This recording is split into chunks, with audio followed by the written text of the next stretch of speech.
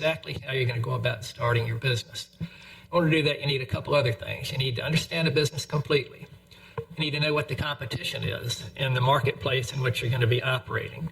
You need to have some capital, meaning the bank is not going to lend you 100%. If you need to borrow $25,000, the bank typically might be willing to consider 50% of that amount, depending upon what the business is and what the collateral is going to consist of. And the collateral, of course, is what you're going to present up front in the event the business fails, that the bank can take to get repaid on that deal. So you need to have collateral, or you need to have a strong guarantor. And there's a lot of ways to lend money. And as I said, I could talk about it for hours, but the key is know what you're doing, understand it, be able to explain it in depth, explain why your business is going to be successful, particularly if there's a lot of competition in the market in which you plan on operating. But you need the capital up front. You have to have some money in order to get the loan approved. And you need to have some collateral unless you have a guarantor. And by that, I mean some individual who is willing to pledge some of their personal assets. And by that, I mean take a second on their house, second deed of trust on their house, or they just put up cash as collateral. There's a lot of ways to do it. But you need to have those separate facets in order to be considered as a good loan candidate. So those are the easy ways to explain it. And if I were in front of you, I could answer questions all day long. Well, let me ask you a couple questions if I could. One of the things that I've learned about a lot of people that have a dream to start their own business, but they don't have any experience, they've never done it. And part of what I do in life is I don't pop their bubble. I don't burst their dream, so to speak, but I try to show them what they can do to prepare themselves so that they can later really fulfill that dream. In other words, I'll say this, and you can speak to that if you would. Probably 95% of all the people that want to have their own business probably shouldn't. They just don't really know what's involved. And so they need to do a lot of preparation ahead of time. And that you mentioned a business plan. But some of the people that are looking to perhaps start their own business that are in prisons, they want to start their own businesses because they, rightly so, I'm not saying it's good or it's correct. It should be this way, rather. A lot of them have a hard time getting hired after they go to prison. And so they want to work, but they can't get hired. So I've worked with lots and lots of people like that. And so certain ideas like starting their own landscaping service or doing a power washing business, or there's many, many jobs that are smaller. So you mentioned, many $1 million type deals that you did. Let's focus on the smaller deals, because I know in your career you've done, hundreds and hundreds, thousands probably of smaller deals. So for the smaller deal, though, let's go back and define a couple things. You mentioned 3 or 4 terms that I'd like you to go back and give more of a little primer on. Collateral, a lot of people do not understand collateral. A lot of people don't understand what a guarantee means, and a lot of people don't know what assets are. So that's a good starting point, if you would talk about those couple things. Okay, that's good. Collateral is, in simplest terms, something of value that can be pledged towards the loan, and that's to support the bank's ability to lend the money against that collateral in the event the personal borrower doesn't have a whole lot of personal assets. And personal assets means money or other holdings that have some value. You can have cars, you can have boats, you can have houses. So assets are simply any holdings by the individual requesting to borrow the money that have value to them. The collateral is critically important, once again, because the bank doesn't want to take all of the risk. The risk needs to be shared. Lenders view banking and borrowers as partners. We should be viewed as partners. We lend the money, and that's our agreement. Your agreement is to pay the money back. We make some money when you pay it back, of course, but you make money by virtue of using the money that's lent to you. So that's really what we're talking about. That's beautiful. When I was talking to the gentleman, let me give a little more scenario of what I experienced. And Don, let me say, you said you could talk for days on this subject.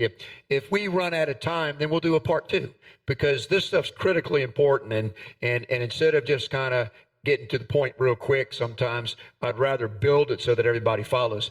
So what happened when I got into this group of men, and I love being there. People just don't understand how much I love being with the people in prisons. want to change their lives. I mean, when we call it down to the ones that I want to change and I need to be shown how, that's a beautiful thing. And I'm going to go back monthly for a while there just to keep a presence with them. But here's the thing. This one gentleman, he said, well, Steve, I have a question, because they brought questions with them. That was the idea, is be prepared. And he said, if I have an idea and it requires having people put money into it, how do I get people to put money into my deal? And I said, hold that thought, because basically that's what we're going to talk about. And I said, the answer to your question is you have to do a business plan. And so I talked all about business plans extensively for a while there. But when he said, how do you do that? I gave a little primer on the types of partners that you might be getting. And you just mentioned that the bank is your partner. And that couldn't be more true.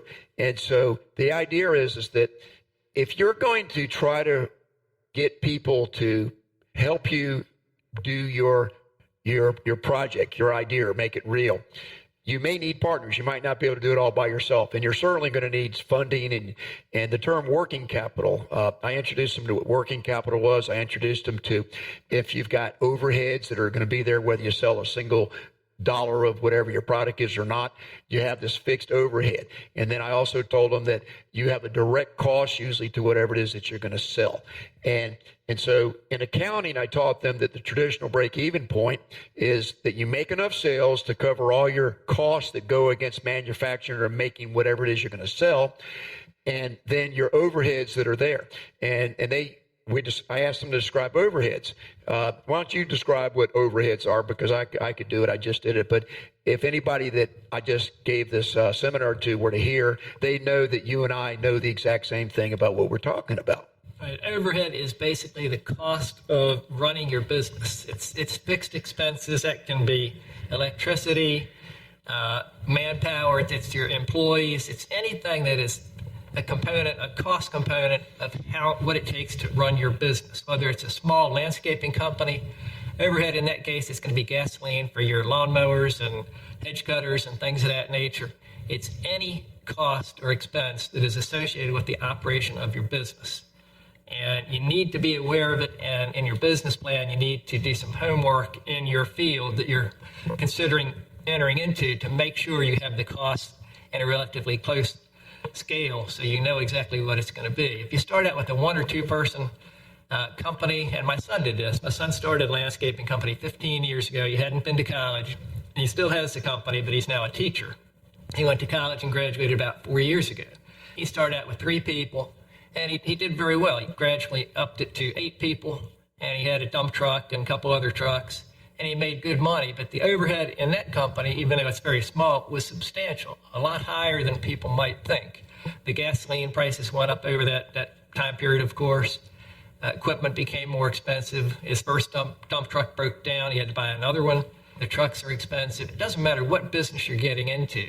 Some are labor intensive where you don't need a whole lot of equipment, and the overhead is going to be lower there. It's all personnel based, the manpower. But so many other businesses, large or small, are going to have significant amounts of overhead. And prior to starting a business, in the business plan, if there are people in your community that can help you with it to really clearly define what the costs are going to be and what the potential revenue sources are, I would certainly suggest that. Good. So I've got a very unorthodox way to focus on things, and everybody knows that. You know that about me. The traditional accounting definition of break-even point, that is sales less direct costs, less overheads equals your break-even point, is the point where there's no profit, there's no loss. It's just that point where you make enough to cover those 2 levels of cost and expenses. Well, one of the things that I teach is that if you're in business for yourself, the buck stops here. You don't get a paycheck if you're not making a profit. The traditional break-even point is not good. You'll fail if you're not making money to come home and support your family. So what I do when I discuss the traditional break-even point is I make everybody figure out what their personal budget needs are and add that to their break-even as if it was an expense of the company. Because if you don't have that extra amount of money to know that you're going to have enough sales to create that amount of money to bring home and pay your personal bills, your life's going to get really really ugly. You're not going to be able to pay your own mortgages, your own rent, your own bills. So what it comes down to is in banking, one of the loans that people need if they're going to start their own business is called working capital. And I taught these gentlemen what working capital is. And I showed them a little simple example. And I'm going to walk through some numbers for a second so we can pick up on it. And after I give this example, I'd like you to go into more detail of a small guy, a small business person that's coming to your bank that wants to borrow $25,000 to $50,000 that doesn't have a lot of experience, and to sort of counsel him through what he needs to be able to probably get this loan.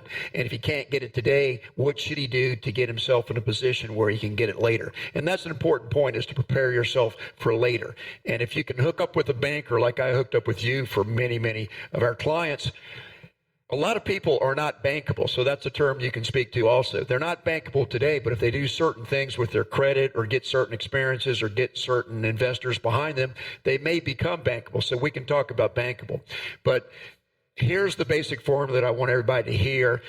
You are going to need working capital. And most people don't know what working capital is. It's your savings. It's a sum of money that is there to cover you when you're in business and you're not making enough money to pay all of the bills of the business. You're actually losing money. And if you do the financial model well enough, a future budget, projections, or a pro forma are all the same thing. It's doing a financial model that projects really accurate numbers up to the future. And I'm going to have you talk also to the idea of when somebody brings you their projections for what their business is going to look like. They have to sell you, or they have to sell their partners or investors on whether their business can be successful or not. So we're going to look at that for a second. But working capital is an amount of money that you need to have at your disposal that's readily available, so that if you're losing money in your business because you're not meeting your fixed overheads, rent, telephone, utilities, car payment, all those things, they're going to be there whether you're selling anything or not. And then the amount of money you need as you start selling a product is going to go up because you got to cover some of the direct costs. So if you're losing money, you need to have overhead, working capital to cover all of your losses. And the best ways to have that is to have savings before you start.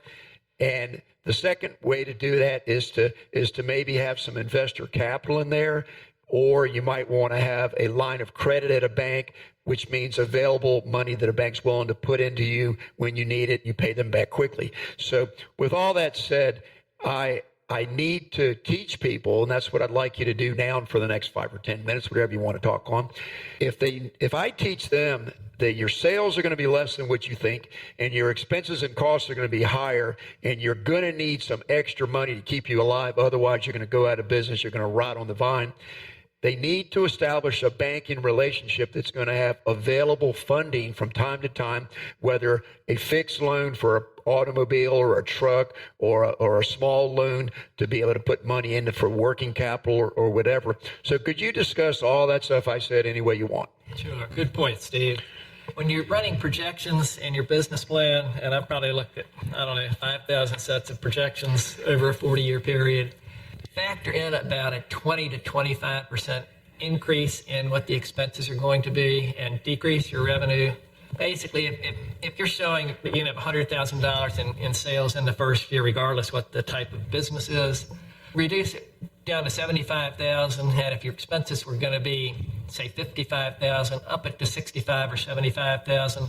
Projections initially, particularly in the first year, very, very seldom arrive at anywhere near what the borrower is expecting. And that happens in every industry. I think only one projection that I ever saw over a 40-year period exceeded the numbers that were shown in the projections. That was probably the one I did.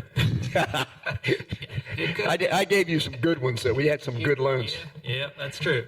But keep that in mind. The projections very seldom are going to come to fruition. So project low and expect even a lower number on the bottom line, meaning the profit and the cash flow aspect of it.